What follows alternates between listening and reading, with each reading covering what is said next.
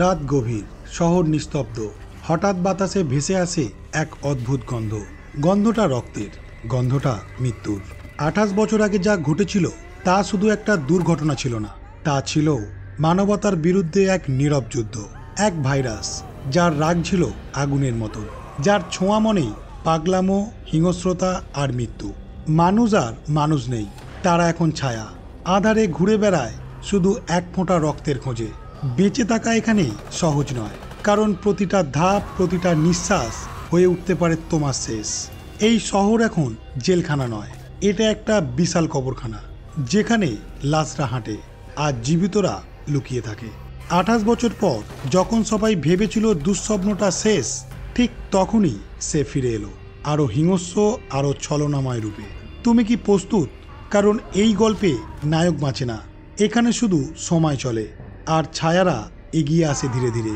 আমি বলছিলাম 2025 সালে মুক্তিপ্রাপ্ত 28 ইয়ার লেটার এই মুভিটির কথা। এটি এমন একটি গল্প যা একবার শুনলে তুমি আর ফিরে যেতে পারবে না। তাহলে আর বেশি কথা না বলে শুরু করা যাক আজকের ভিডিওটি শুরু করবার আগে হ্যালো বন্ধুরা, আমি Soumyajit and welcome to the STV story. শুরুতেই স্কটিশ হাইল্যান্ডসে জিমি ক্রিস্টাল নামে একটি বাচ্চা ছেলেকে দেখা যায় আরও কিছুজন বাচ্চা ছেলেমেয়ের সাথে একটি ঘরের মধ্যে টিভি দেখছে। তখনই একজন মহিলা সেই ঘরের মধ্যে আরেকটি বাচ্চা মেয়েকে তাদের সাথে রেখে যায়। এর কিছুক্ষণ পর সেই ঘরের বাইরে কিছু শব্দ শুনে জিমি যখন সেই দরজার সামনে যায়, তখনই কিছু জম্বিতে পরিণত হওয়া মানুষ দরজা ভেঙে ঘরের মধ্যে ঢুকে সেখানে থাকা সকল বাচ্চাদের এবং মহিলাদের কামড়ে দেয়। এরপর তারাও সঙ্গে সঙ্গে জম্বিতে পরিণত হয়। এই দেখে জিমি ছুটতে ছুটতে একটি গির্জায় তার বাবার কাছে যায়। তখন তার বাবা তার হাতে একটি ক্রুশের নেকলেস দেয়, তারপর তাকে সেখান থেকে পালিয়ে যেতে বলে। জিমি যখন সেখান থেকে পালিয়ে যাচ্ছিল, তখন সে দেখে বাকি জম্বিরা সেই গির্জার মধ্যে ঢুকে তার বাবাকে কামড়ে ইনফেক্টেড করে দেয়।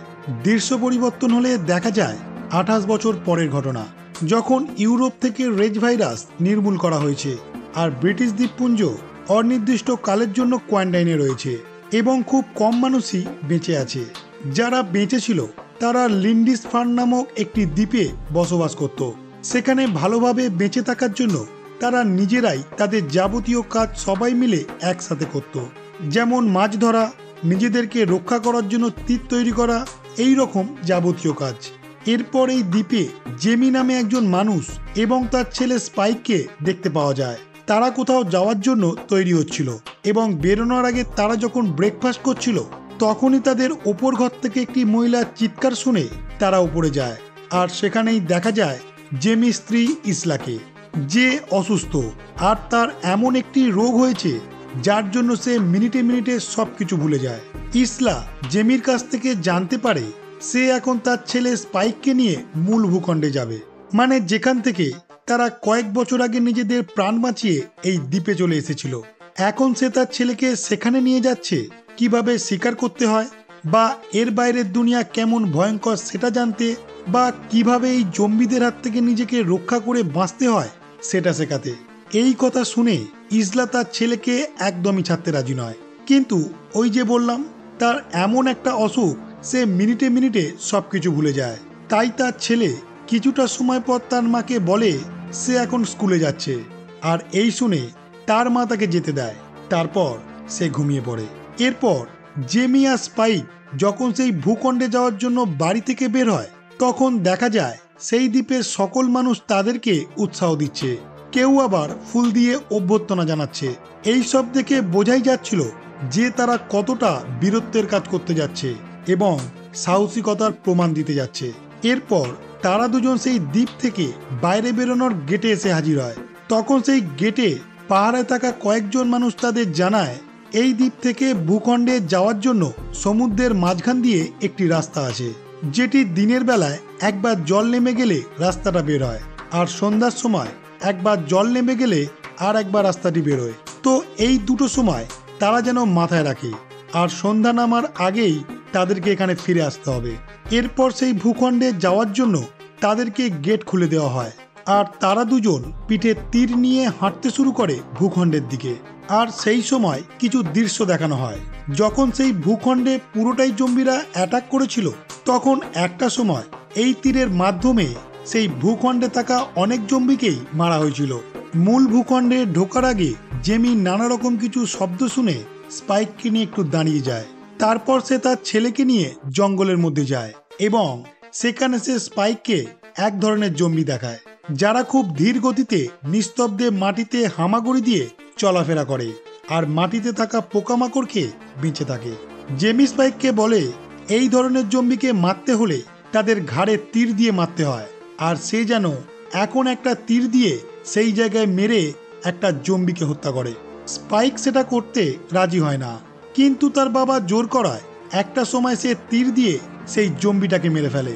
ঠিক সেই সময় তাদের অলক্ষ্যে কয়েকটি জম্বি পেছন দিক থেকে তাদের ওপর অ্যাটাক করতে আসে। তখনই জেমি একটি তীর দিয়ে সেই জম্বিগুলোকে মেরে ফেলে।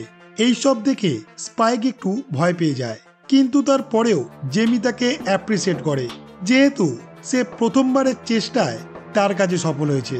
এরপর তারা জঙ্গলের আর একটু ভেতরে যায়, আর সেখানে স্পাইক একদল হরিণকে দেখে খুব আনন্দ পায়। সেখান থেকে এগিয়ে সামনেই জঙ্গলের মধ্যে একটি ভাঙা বাড়ি দেখে তারা যখন তার মধ্যে ঢোকে, সেখানেই একটি ছোট্ট ঘরে তারা একজন মানুষকে রক্তাক্ত অবস্থায় মুখে পেপার আটকে উল্টো করে দড়ি দিয়ে টাঙানো অবস্থায় দেখতে পায়। কিন্তু তারা এটা বুঝতে পারে না এত ঘন জঙ্গলের মধ্যে তাকে কে এই অবস্থায় রেখে গিয়েছে। জেমি স্পাইককে বলে এটা একটা জম্বি, তাই সে যেন তার মাথায় তীর মেরে তাকে হত্যা করে। স্পাইক জেমির কথা শুনতে না চাইলেও জম্বিটা হঠাৎই যখন তার হাত পায়ের দড়ি খুলে তাদের উপর আক্রমণ করতে আসে, স্পাইক তখনই তার মাথায় তীর মেরে তাকে সেখানেই মেরে ফেলে। অন্যদিকে দেখা যায় সেই লিন্ডিসফান দ্বীপে যে স্কুলগুলি আছে, সেখানে ছোটদেরকে শেখানো হয় এই দ্বীপে থাকতে গেলে তাদেরকে কি কি ধরনের কাজ করে থাকতে হবে, আর নিজেদেরকে আত্মরক্ষার জন্য কিভাবে শত্রুদের ওপর তীর চালাতে হবে। এরপর দেখা যায় জেমি আর স্পাইক জঙ্গলের আরো গভীরে যখন প্রবেশ করছিল, তখন তারা একটি হরিণকে ক্ষতবিক্ষত অবস্থায় দেখতে পায়। আর স্পাইক দেখে সেই হরিণটির মাথা একটি গাছের ডালে আটকানো। এই দেখে সে ভীষণ ভয় পেয়ে যায়। আর জেমি বুঝতে পারে তাদের আশেপাশে আলফা প্রজাতির ভয়ঙ্কর জম্বিরা আছে, কারণ একমাত্র এই আলফা প্রজাতির জম্বিরাই কাউকে মারলে তারা তার মাথাটা তার শরীর থেকে এইভাবে আলাদা করে দেয়। তারা দুজন কিছুটা হাঁটার পর তাদের থেকে একটু দূরে তারা আলফা প্রজাতির অনেকগুলি জম্বিকে দেখতে পায়। সেই জম্বিদের নেতা যখন তার বাকি সদস্যদের তাদের উপর আক্রমণ করতে বলে, তারা সবাই তখনই তাদের দুজনের ওপর আক্রমণ করার জন্য ছুটে আসতে থাকে। আর এই দিকে তারা দুজন নিজেদের প্রাণ বাঁচানোর জন্য জঙ্গলের মধ্যে দিয়ে ছুটতে শুরু করে। ছুটতে ছুটতে তারা দুজন মাঝে মধ্যে জম্বিদের তীর দিয়ে মেরে হত্যা করার চেষ্টা করে। জেমি সেই কাজে সফল হলেও স্পাইক এতটাই ভয় পেয়ে গিয়েছিল, সেই কারণে সে তীর দিয়ে একটাও জম্বিকে মারতে পারে না। এরপর তারা ছুটতে ছুটতে সেই জঙ্গলের একটি ভাঙা ঘরের মধ্যে ঢুকে পড়ে। জম্বিরা সেখানেও তাদের উপর আক্রমণ করতে আসে। জেমি কোনোভাবে কিছু জম্বিকে মেরে তার ছেলেকে নিয়ে কোনো রকমে সেই ঘরের উপরে লুকিয়ে তাদের হাত থেকে রক্ষা পায়। এইদিকে সন্ধ্যা হয়ে যায়, কিন্তু দূরে এক প্রান্তে আলফা জম্বিদের নেতা তখনও দাঁড়িয়ে থাকে তাদেরকে ধরার জন্য। সন্ধ্যার সময় স্পাইক সেই ঘর থেকে অনেকটা দূরে পাহাড়ের একটি কোলে আগুন জ্বলছে দেখতে পায়। এই দেখে সে তার বাবাকে যখন সেই আগুনটার ব্যাপারে জিজ্ঞাসা করে, তার বাবা বলে সে এই ব্যাপারে কিছুই জানে না। তারা যে ভাঙা ঘরটির মধ্যে ছিল, সেই ঘরটির পাশ দিয়ে হঠাৎই একটি বিশাল বন্য পশুর দল যখন ছুটে যাচ্ছিল, সেই সময় তাদের ভাঙা ঘরটি আরো ভেঙে যেতে শুরু করে। তারা দুজনে কোনো উপায় না পেয়ে সেই ঘর থেকে বাইরে বেরিয়ে আসে। যেহেতু এখন তাদের এই জঙ্গলের মধ্যে কোথাও লুকোনোর জায়গা নেই, তাই জেমি ঠিক করে তারা দুজন এখন আবারও সমুদ্রের মাঝে সেই রাস্তা দিয়ে তাদের দ্বীপে ফিরে যাবে। এরপর তারা যখন সমুদ্রের মাঝে সেই রাস্তার কাছে আসে, তখন দেখে সেই রাস্তা থেকে তখনও পুরোপুরি জল নেমে যায়নি। তারপরেও তারা কোনো রকমে সেই রাস্তা দিয়ে যখন হাঁটতে হাঁটতে তাদের দ্বীপে ফিরছিল, তখনই সেই আলফা জম্বির নেতা তাদের পিছনে ছুটতে ছুটতে তাদেরকে মারতে আসছিল। আর এই দেখে তারা প্রাণপণ তাদের দ্বীপের দিকে দৌড়াতে থাকে, আর দ্বীপের কাছাকাছি এসে জোরে জোরে বাঁশি বাজাতে থাকে। যাতে সেখানে থাকা পাহারাদাররা তাদের দরজা খুলে দেয়।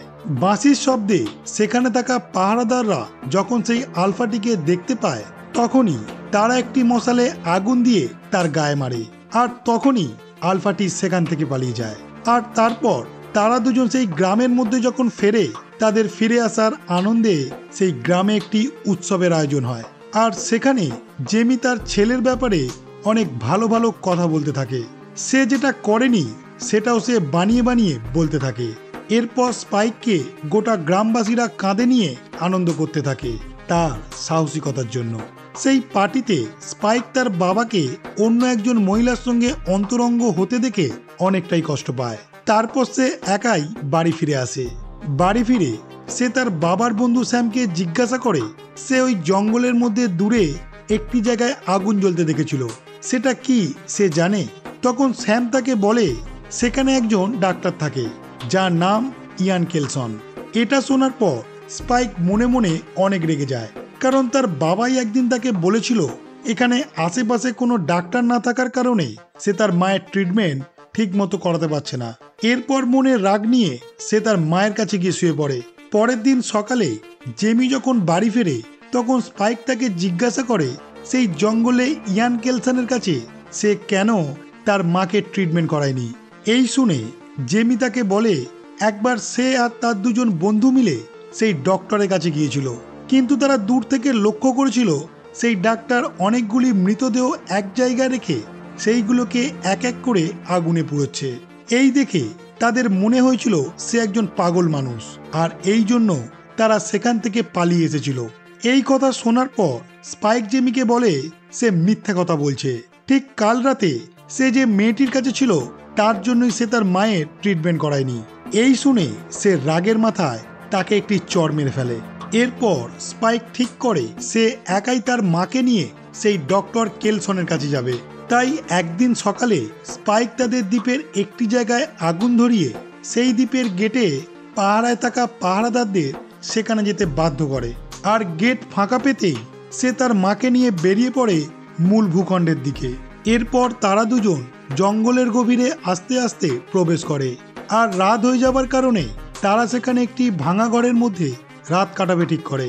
ইসলা যখন ঘুমোতে যায় তখন স্পাইক তাকে পাহারা দিতে বসে, কিন্তু একটা সময় স্পাইক যখন ঘুমিয়ে পড়ে তখনই একটি জম্বি সেখানে চলে আসে। তারপরই দেখা যায় সকাল হয়ে গেছে, আর তাদের পাশেই পড়ে আছে একটি মৃত জম্বি।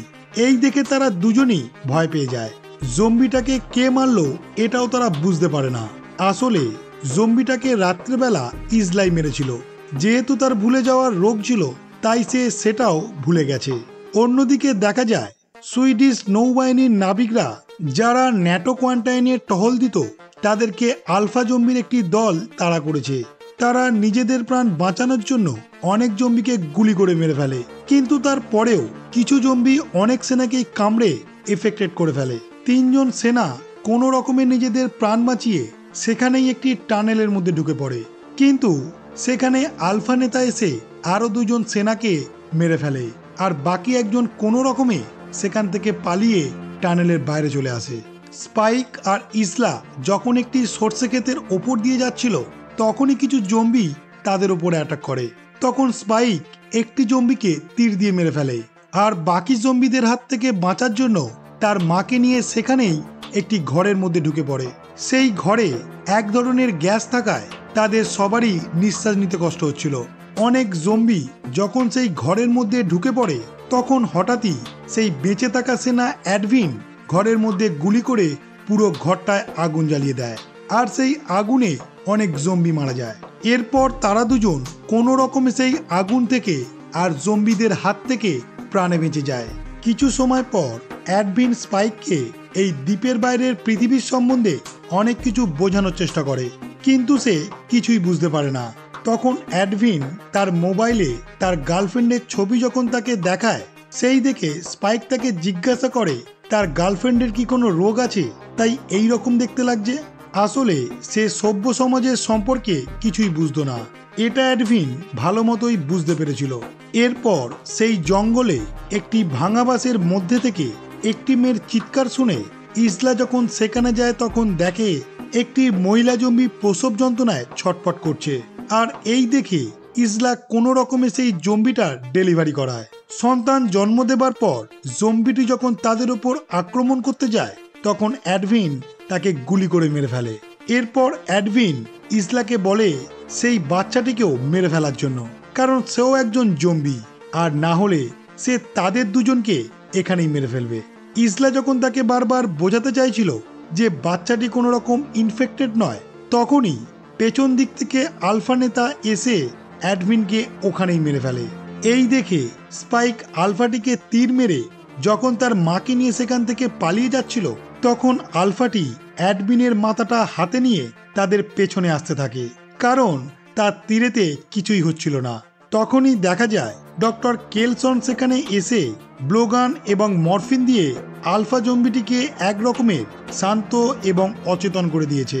এই ঘটনাটা দেখে বোঝা যায় ডক্টর কেলসন এই জম্বিদের ব্যাপারে অনেক কিছুই জানে। এরপর ডক্টর কেলসন জম্বিটির হাত থেকে কাটা মাথাটা এবং স্পাইক ও তার মাকে নিয়ে তার নিজের জায়গায় নিয়ে আসে, যেখানে সে মানুষের মাথার খুলি দিয়ে একটি বড় স্মৃতিস্তম্ভ তৈরি করেছিল। এরপর ডক্টর কেলসন সেই কাটা মাথাটাকে আগুনে পুড়িয়ে তার থেকে খুলিটি বার করে স্পাইকের হাতে দেয় সেই স্মৃতিস্তম্ভতে রেখে আসার জন্য। আর স্পাইকও তার কথা মতো খুলিটি সেই স্মৃতিস্তম্ভে রেখে আসে। সেই দিন রাতের বেলায় ডক্টর কেলসন ইসলাকে পরীক্ষা করে বলে যে তার এক ধরনের ক্যান্সার হয়েছে, যেটির নাম টার্মিনাল ক্যান্সার, আর সেই জন্যই তার মাঝে মাঝে নাক দিয়ে রক্ত আসে এবং সে মাঝে মধ্যেই সবকিছু ভুলে যায়। এই শুনে স্পাইক কেলসনকে বলে যেভাবেই হোক তার মাকে সুস্থ করে দেওয়ার জন্য। তখন কেলসন তাকে বলে তার মায়ের হাতে আর বেশি দিন সময় নেই, তার এখন ক্যান্সারের লাস্ট স্টেজ চলছে। এই শুনে স্পাইক অনেকটাই কষ্টে ভেঙে পড়ে। ইসলা তখন কেলসনকে বলে সে যেন তাকে একটা শান্তির মৃত্যু দেয়। কেলসন ইসলার ইচ্ছা পূরণ করার জন্য মরফিনের মাধ্যমে স্পাইককে শান্ত এবং অচেতন করে, কারণ কোনো সন্তানই তার মাকে নিজের চোখের সামনে মরতে দিতে চায় না। এরপর কেলসন ইসলাকে একটি জায়গায় নিয়ে গিয়ে শান্তির মৃত্যু দেয়, আর একটা সময় ইসলার মাথার খুলিটা এনে স্পাইকের হাতে দিয়ে বলে তার মনের মতো জায়গায় সে যেন এটা রেখে দেয়। স্পাইক অনেকটা কষ্ট পাবার পরেও বাস্তব সত্যিটাকে মেনে নিয়ে সে তার মায়ের মাথার খুলিটি সেই স্মৃতিস্তম্ভের একদম ওপরে রেখে আসে। এর ঠিক পরের দিন আলফা জম্বির নেতা এসে কেলসন এবং স্পাইকের ওপর আক্রমণ করে। তখন তারা মাটির নিচে একটি গর্তের মধ্যে লুকিয়ে পড়ে। তারপরেও সেই গর্তের মধ্যে থেকে আলফা জম্বিটি যখন কেলসনকে সেখান থেকে বাইরে বার করার চেষ্টা করছিল, তখন স্পাইক একটি মরফিন দিয়ে তার হাতে গেঁথে তাকে ওখানেই শান্ত এবং অচেতন করে দেয়। এরপর দেখা যায় এই ঘটনা ঠিক 28 দিন পর স্পাইক তার গ্রামের গেটে একটি চিঠি সহ সেই বাচ্চাটিকে রেখে এসেছে। সেই চিঠি পড়ে জেমি জানতে পারে বাচ্চাটি কোনো ইনফেক্টেড নয়, আর তার স্ত্রী এখন বেঁচে নেই। তাই তার ছেলে তার মায়ের নামেই এই বাচ্চাটির নাম রেখেছে ইসলা। স্পাইক এও জানায় সে আবার মূল ভূখণ্ডে ফিরে যাচ্ছে, আর সে পুরোপুরিভাবে নিজেকে যতদিন না প্রস্তুত করতে পারবে ততদিন এখানে ফিরবে না। এই লেখা পড়ে জেমি তখনই ভূখণ্ডে যাওয়া সেই রাস্তা দিয়ে তার ছেলের নাম ধরে ডাকতে ডাকতে তার দিকে যাওয়ার চেষ্টা করে, কিন্তু রাস্তায় জল ভরে যাওয়ার কারণে সে আর বেশি দূর যেতে পারে না। এরপর দেখা যায় মূল ভূখণ্ডে স্পাইক যখন একদিন বসে খাচ্ছিল, তখনই কিছু জম্বি তার উপর আক্রমণ করে। স্পাইক কিছু জম্বিকে তীর দিয়ে মেরে যখন সেখান থেকে পালানোর কথা ভাবছিল, তখন সে লক্ষ্য করে তার পিছনে পাথরের ওপর কিছু অদ্ভুত সুন্দর ড্রেস পরা মানুষ এসে তার সামনে থাকা সমস্ত জম্বিগুলোকে মেরে তাকে সাহায্য করছে। জম্বিগুলোকে মেরে ফেলার পর একটি মানুষ তার সাথে হ্যান্ডশেক করার জন্য হাত বাড়ায় এবং তার নাম বলে জিমি। আর এখানেই এই মুভিটি শেষ হয়। এই মুভিটির ব্যাপারে কিছু কথা বলতে চাই। প্রথমেই বলে রাখি, এই মুভিটির বেশিরভাগ দৃশ্যই আইফোন 15 দিয়ে শুটিং করা হয়েছে, যা অবাক করার মতো একটা বিষয়। আসলে পরিচালক হয়তো চেয়েছেন এই মুভির দৃশ্যগুলো অনেকটাই ন্যাচারাল রাখার জন্য। দ্বিতীয়ত, এই মুভিতে একটি অদ্ভুত ধরনের মাস্ক বারবার দেখানো হয়েছে, কখনো সেই মুখোশটিকে নর্মালভাবে বা সেই মুখোশটির ওপর তীর মেরে। কিন্তু এই মুখোশটির ব্যাপারে পরিচালক এই মুভিতে সেই রকম কোনো তথ্যই দেয়নি। কিন্তু ব্যক্তিগতভাবে আমার মনে হয় এই মুখোশটির মাধ্যমে হয়তো বোঝানোর চেষ্টা হয়েছে এখানে যে সব থেকে শক্তিশালী আলফা জম্বি আছে তাকে একমাত্র মাথায় তীর মারলেই হয়তো মারা সম্ভব। প্রথম এবং দ্বিতীয় যে কথা দুটি আমি বললাম সেই দুটির ব্যাপারে আপনাদের কি মতামত আপনারা অবশ্যই এই ভিডিওর কমেন্ট বক্সে কমেন্ট করে জানাবেন। তৃতীয়ত, এই মুভির শেষে যে জিমি বলে ব্যক্তিকে দেখানো হয়েছে আমার মনে হয় সেই ব্যক্তিটি আর কেউ নয়। মুভির প্রথমে যে ছোট্ট ছেলেটিকে দেখানো হয়েছিল এটাই সেই ছেলেটি, কারণ এই ব্যক্তির নাম আর গলায় থাকা ক্রুশের লকেটটি দেখে স্পষ্ট বোঝা যায় এটাই সেই ছেলেটি, কারণ এই লকেটটি তার বাবা তাকে দিয়েছিল। আর এই জঙ্গলে স্পাইক আর তার বাবা একটি জম্বিকে একটি ঘরে দড়ি দিয়ে টাঙানো অবস্থায় যে দেখেছিল এটা এই জিমিদেরই কাজ ছিল। কারণ আপনারা যদি এই মুভির দৃশ্য খুব ভালোভাবে লক্ষ্য করেন আপনারা তখন দেখবেন সেই ঝুলে থাকা ব্যক্তির শরীরে জিমি বলে লেখা ছিল, এবং স্পাইক যখন তার মাকে নিয়ে ভূখণ্ডে আসছিল তখন একটি ঘরের ওপরও জিমি বলে লেখা ছিল। হয়তো জিমি ছোট থেকে এখানে এসে একটা দল তৈরি করে এখানে থাকা সমস্ত জম্বিকে মেরে তার পরিবারের হয়তো মৃত্যুর বদলা নিচ্ছে। এই মুভিটি দেখে আমি যেইগুলো বুঝতে পেরেছি আমি সেই সব কিছুই আপনাদের সাথে শেয়ার করলাম। আর এই মুভিটি দেখে এটাও আমার মনে হয়েছে খুব তাড়াতাড়ি হয়তো এর পরবর্তী পার্ট আসতে চলেছে। পরবর্তী পার্ট এলেই আমি সঙ্গে সঙ্গেই আমার এই চ্যানেলে সেটিকে এক্সপ্লেন করে দেবো।